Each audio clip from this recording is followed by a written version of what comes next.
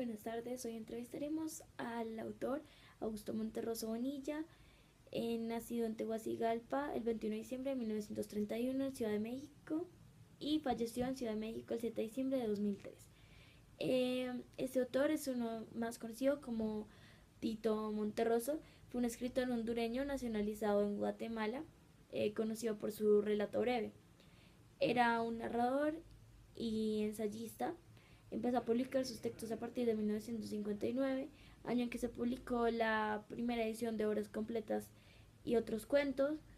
que es un conjunto de narraciones breves donde comienzan a notarse los rasgos fundamentales de su narrativa, como lo son una prosa concisa, pues la brevedad en sus relatos, la aparentemente pues como el relato aparentemente sencillo, sin embargo, pues está lleno de referencias cultas, así como un gran manejo de la prosa, de la parodia y la caricatura, y uno de sus más grandes rasgos fue el uso del humor negro. Buenas noches, encantado de estar aquí con ustedes. Hoy hablaré de una de las características más importantes en mis relatos, que lo conocen como la ironía, por la cual hago una crítica a la sociedad y además explicaré un poco mi, mi cercanía con la sociedad a través de mis cuentos, mencionando los relatos de... Hoy mencionaré los relatos de La Rana Auténtica. Ahora pasaremos a entrevistar a dos críticos quienes han estudiado la presencia del humor y la ironía en los relatos de Monterroso. Eh, Comenzaremos con el peruano José Miguel Oviedo y seguimos con el mexicano Carlos Monsiváis. Buenas noches, yo soy el peruano José Miguel Oviedo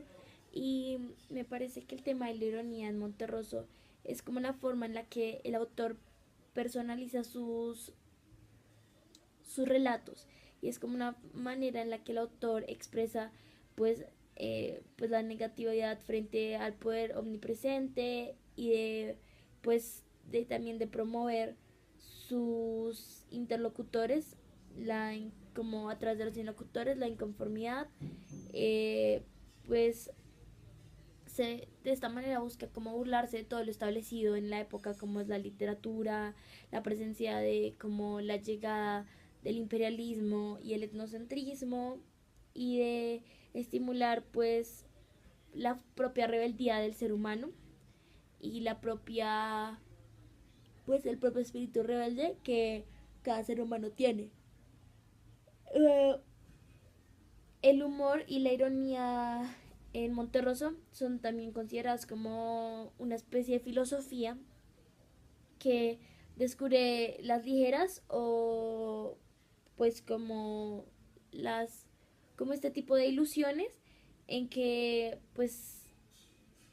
está metido el ser humano, como estas vivencias, y pues que de alguna forma Monterroso busca demostrar como miserias existenciales. Eh, y pues para mí el humor de Monterroso, que se conoce como el humor monterrosiano, es pues una auténtica visión de la es como una auténtica visión de la vida de un ser humano y como de las etapas en las que se está pasando, como lo mencioné anteriormente, de sus Buenas noches, yo soy Carlos Monsiva, crítico, el cual analiza la ironía y el humor en la presencia de los relatos de Monterroso. Pues para mí, Monterroso comprende el humor como un espíritu cómico, y a través de este espíritu cómico hace todas las reflexiones, los análisis y las críticas que se le tiene que hacer a la sociedad en la que vivimos y a la forma en que los humanos han tomado parte de esta sociedad y cómo se está modelando. Pues a través de este espíritu cómico se revela profundamente las problemáticas, como también toca mucho el tema de la naturaleza, animada y fundación en la condición intermedia entre la razón y la locura, ya que utiliza pues la razón está presente en la crítica que hace a través de lo que se conocería como la locura, que sería la naturaleza animada que Monterroso utiliza en sus relatos. Eh, pues la naturaleza animada, eh, como esta forma de la sofisticación animal, es como no solo la sofisticación animal dentro del relato, sino la forma en la que los humanos cogemos características e implementamos esta sofisticación animal en nuestro día a día y en nuestros sentimientos y en nuestras formas de actuar. Eh, que de esta forma sería como el deleite de los seres humanos, pues ante sus propios errores, ante sus propias como además de sus propios errores como sus propios dones, eh,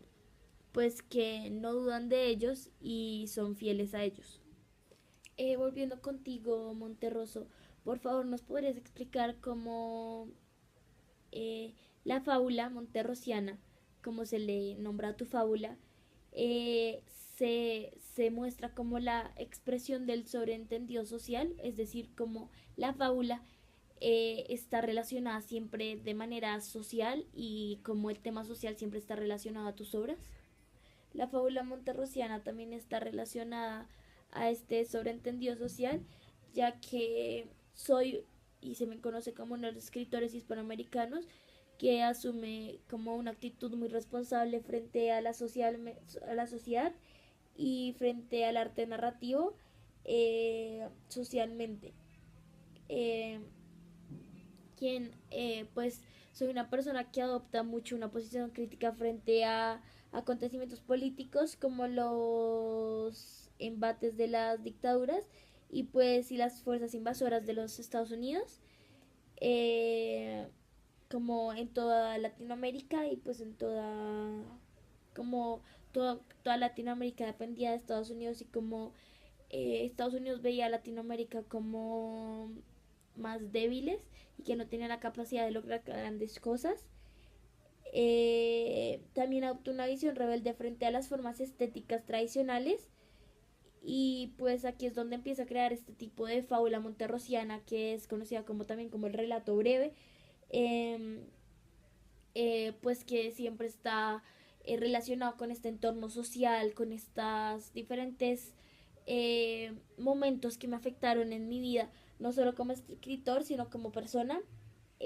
Pues esto es evidente en todos mis escritos, ya que para poder ser un buen lector de mis relatos cortos, aunque parezcan simples por la cantidad de líneas que tengan, siempre hay una crítica muy avanzada detrás de ellos. Siempre hay una crítica frente a la política, una crítica frente a los diferentes sistemas económicos, una crítica frente a esta impotencia social que sentía pues yo en este momento, no solo como escritor, sino como país. Entonces, pues para poder ser un buen lector de mis cuentos tenemos que entender que hay que tener un tipo de conocimiento previo antes de leer estos cuentos, conocer sobre las dictaduras, conocer sobre pues el poder que con Estados Unidos sobre Latinoamérica, conocer sobre la época que pasaban los escritores y pues conocer también como ese contexto histórico para así poder entender las críticas que se hace a través de estos relatos simples que de alguna forma se vuelven complejos a causa del lenguaje utilizado, a causa de como de los movimientos estilísticos y las figuras literarias utilizadas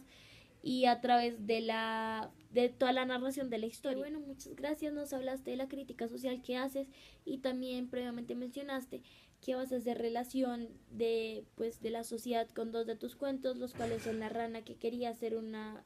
rana auténtica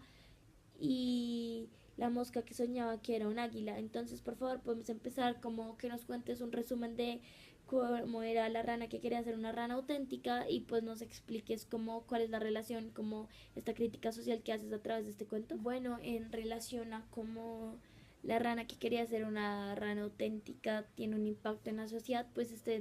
este relato breve habla mucho sobre, o mini cuento habla también mucho sobre la idea de los estereotipos y de los estereotipos de belleza y como muchas veces las personas dejamos a un lado la salud o por intentar vernos de manera en la que la sociedad tiene planteados estos estereotipos de belleza, terminamos siendo lo que no somos.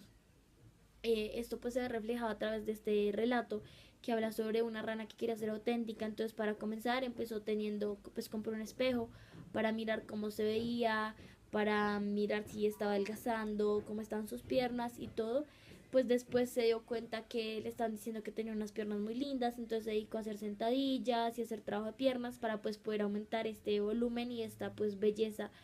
que se estaba demarcada por las piernas. Sin embargo, al final de tanto trabajar en las piernas y de tanto trabajar en esta idea que la sociedad tenía de ella para ser bella, pues muchas dejó de comer y muchas de las ranas al final terminaron diciendo que en vez de ser una bella rana decían que bello pollo. Entonces, pues es esta idea de cómo la sociedad implementa unos estereotipos que los seres humanos tenemos que seguir, estos estereotipos de belleza, que si no los seguimos no somos bellos. Sin embargo, por de pronto por seguir estos estereotipos podemos dejar de lado nuestra identidad o dejar de lado eh, esa idea de quiénes somos en realidad. Entonces, pues acá también es lo que se ve de lo que hablábamos de la naturaleza animada, es decir, como a través de actitudes animales o a través de los animales, pues podemos representar impactos y hacer una crítica y una reflexión frente a la sociedad en la que están viviendo los personajes, con relación a, pues, en la que la rana se relaciona con los seres humanos y pues estos estereotipos de alguna manera que tenía la rana se ven plasmados en la sociedad, y son diferentes estereotipos que la sociedad ha creado para hacer como un tipo de estándar de belleza, el cual si no sigues no significa que no seas bello, porque si lo sigues y lo sigues demasiado puedes dejar de lado tu identidad y puedes dejar de lado el quién en realidad eres. Gracias a todos nuestros participantes y a nuestros invitados por estar aquí hoy y por acompañarnos. Nos vemos en una nueva edición el próximo domingo a las 7 de la noche.